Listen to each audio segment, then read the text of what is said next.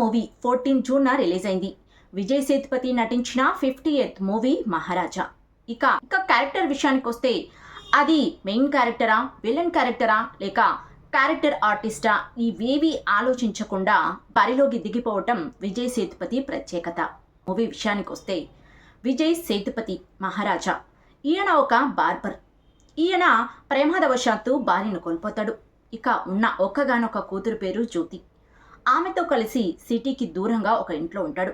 సడన్గా ఒకరోజు ఒంటి నిండా గాయాలతో పోలీస్ స్టేషన్కు వస్తాడు. ఇక పోలీస్ స్టేషన్కు వచ్చి వారి మీద ఎవరో ముగ్గురు రౌడీలు దాడి చేశారని, కూతుర్ని కాపాడడం కోసం ఆ లక్ష్మిని అమ్మాయిని వాళ్ళు ముగ్గురు ఎత్తుకెళ్లారని, ఆ లక్ష్మిని ఎలాగైనా కాపాడమని పోలీసులను బ్రతిమలాడుతాడు. ఇక హీరో పదే పదే పోలీస్ స్టేషన్కి వచ్చి లక్ష్మిని కాపాడమని అడిగే ప్రయత్నంలో ఆసక్తిని రేపడంలో పాటు నవ్వులు కూడా తెప్పిస్తాయి ప్రేక్షకుల్ని.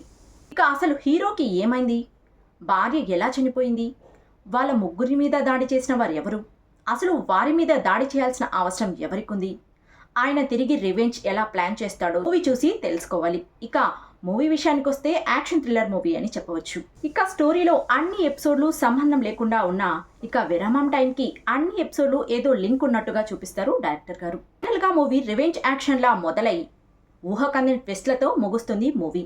ఇక మూవీ అయితే ఒక్కసారి బోర కొట్టకుండా చూడవచ్చు. మూవీ రివ్యూ కనుక నచ్చినట్టయితే మన వీడియోని లైక్ చేయండి, ఛానల్ని సబ్స్క్రైబ్ చేయండి.